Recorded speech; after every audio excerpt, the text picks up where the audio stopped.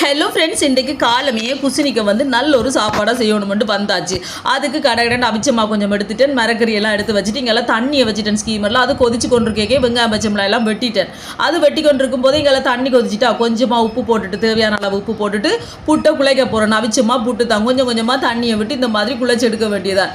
குழைச்சிட்டு அதுக்கு பிறகு இங்கே போட்டு வடிவாக கொத்தி எடுக்கணும். எங்களுக்கு தேவையான அளவுக்கு கொத்த வேண்டிய சின்னனா வேணுமெண்டா சின்னனா கொத்தலாம், பெருசாக வேணுமெண்டா பெருசாக கொத்தலாம். கொஞ்சமாக தேங்காய் திருவிட்டு இங்கெல்லாம் ஸ்கீமரில் போட்டு தான் அவிக்க போகிறேன். நான் ஸ்கீமரில் கொஞ்சமாக தேங்காய் போட்டுட்டு கொத்தின புட்டு மாவையும் போட்டு அதுக்கு மேலே கொஞ்சமாக தேங்காய்ப்பையும் போட்டு மூடி ஒரு அடுப்பில் வச்சாச்சு அவியட்டுக்குமென்னு சொல்லி. குழலில் தான் நான் இப்போ இருந்தேன் ஃப்ரெண்ட்ஸ், புட்டு குழலில். அதுக்கு பிறகு பார்த்தேன் இது சரி வராத டைம் போகுது, ஸ்கீமர்லேயே போடுவோம்ட்டு போட்டாச்சு.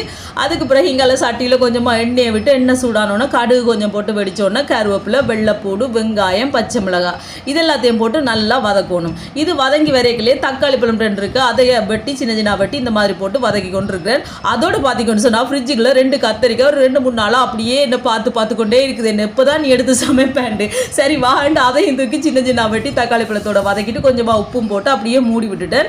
மூடி விட்டோன்னு தண்ணி எதுவுமே சேர்க்கல, அப்படியே வதங்கி வரும் பாருங்க. அப்படி வதங்கி வந்தோன்னா அதுக்கு பிறகு தேங்காய் பால் சேர்க்கிறேன். 2ஆம் பால் 3ஆம் பால், அதோட 1ஆம் பால், கொஞ்சமாக பழப்புளி, இதோட தேவையான அளவு எங்களோட சோபா சாஸ் கறி பவுடர் இதை சேர்த்து நல்லா கலந்து விடணும். கொதிக்க எடுக்கும். இது அங்கால கொதிக்கிறதுக்குள்ள இங்கால பார்த்தீங்கன்னு சொன்னால் புட்டு அவிஞ்சிட்டு அதுக்கு பிறகு கடகடன்னு புட்டை சூட்டோடு எடுத்து உளுத்தி விடணும். அப்போ தான் இப்படி பூ போல புட்டா வரும்.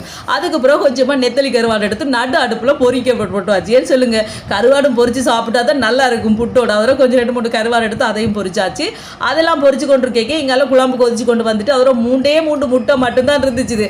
அதோட அந்த முட்டையை உடைச்சு அப்படியே ஊற்றிட்டு முட்டை ஊற்றினோட கரண்டியே போடக்கூடாது. அதுக்கு பிறகு தணிச்சு விட்டுட்டு மல்லியிலேயே தூவிட்டு இறக்கிட்டோம்னா சூப்பரான முட்டை குழம்பு ரெடி.